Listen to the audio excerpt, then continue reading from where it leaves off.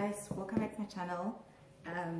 So in this video I am going to go through the books that I read in 2016, because at the beginning of the year I actually wanted to read 24 books and I was aiming to have all of them written by all of them written by African writers, but yeah, most of them are and some aren't. So then I registered for an exam and I couldn't read 24, so then I made it 12. So this is about like 12, and there's the last one I'm reading. So the first one is by Panashe, this one, Sweet Medicine. I actually got this one when I went to the book lounge, so it's nicely signed.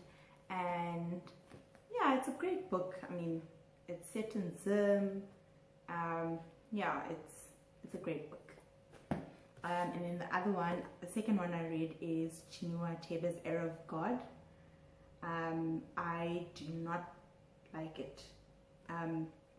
Yeah, just simply because I don't like his writing style, and probably I am like one of the few people who feel like that. But I finished it. I do not like it.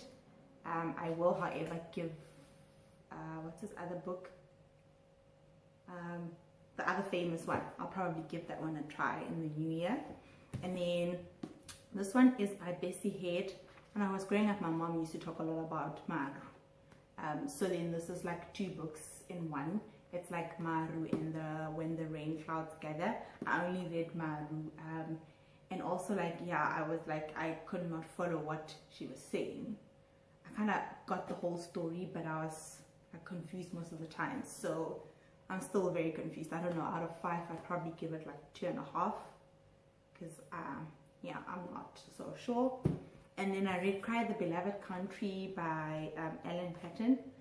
I also wanted to, I think when I was in high school, in like grade 10, the matrics were reading it or something. I know it was read in high school. And it's an okay book, like there's nothing to write home about. It's just, it's okay. It's set in South Africa and KZN. So yeah, it's also like, it's an okay book. And then I also read Phumla's Rape. So yeah, it's a very TW book. So if like you're not, you don't want to like read raw stuff about rape, then you shouldn't. But I would advise everybody to read it, because it sort of gives you insight into rape culture and South Africa and patriarchy, and she's like, she goes in on it. And also I've been in like her talks before, so you know, the things she says in her talks and the things she says in the books are like one thing. So I would recommend that you read this one. She's from South Africa. I think she's a Birds lecturer.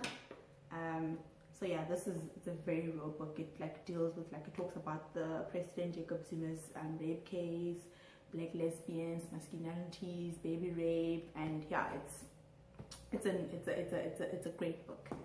And then I also read Steve Biko's I Write What I Like. This is the old, I think this is the original version, I think, of the book. And yeah, it's lit, guys. This book is like lit. So I really like this. I think this is my 3rd favorite book. No, actually 4th favorite book of the year. But it was also really great. It talks about black consciousness and, like, you know, like everything about black movement and black people in South Africa particularly.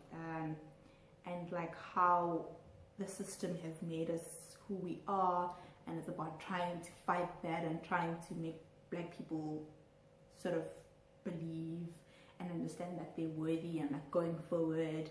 It's a beautiful book. It's like a just like his talks from like there and there, like different years, so it's not like a story or like whatever, but they all come together, and you can see that it was like written by one person with like a goal. So you should read it. And then the other book I read is, I think I did read this one in Jan, I'm not sure, The Great Gatsby. I read this because I heard that the book was better than the movie, and I had seen the movie, and the movie is like all clips and whatever. I actually can't remember how I feel about this book. Yeah, I don't remember how I feel about this book. And then I read also Adultery. I don't know, like there's a hype about this guy, and I'm like, okay. this book was great. It's about like a lady who's like a wife who's very conservative, and then I think she went into the world and she was being, like the book says, adulteress. I mean, it's okay. I read The Alchemist, and I actually loved The Alchemist more. I mean, I think I've read only 2 of his books, and between the 2 I like Alchemist. So now, drum roll, I'm gonna do my top 3 books of the year. It's very confusing. Actually, I think these are just my top 1. I don't know if that's possible. I have like 3 books that are like my favorite, because I don't know which one is 3 or like whatever. So I'm gonna start in no particular order. Half of a Yellow Sun. It's lit. It's written so beautifully. She is like, I'm like, yes. It talks about obviously like Nigeria during the war, Biafra and all that, and the ending for me, which I'm not going to give away, but the ending is like, what? I'm like, where is the second book? But like, I also read like interviews, and then she was saying how that was her intention. Like the ending is just like, with war you never know like how things end, and like you have so many questions at the end of the war, and it's just like people are like, oh, what is this, what happened, and what is this? That's how the book ends. You're just like, so what happens to this person? And like there's no answer and nobody knows, and apparently this is the only book, there's no book that follows it, so it's shocking. And in this one, Never's Conditions is also my favorite, mostly because I identify with like a lot in this book in terms of like the background, like where this girl grew up, and every like, you know, I didn't have a brother, but I had like boys growing around me, and yeah, I think it's set in Zim as well, because Tsitsi is from Zimbabwe. It's a very good book. I know there's the Book of Knots, book 2 of this, and I think it's not as good, I heard, but I will read it as well next year. I'd give this one 5 out of 5.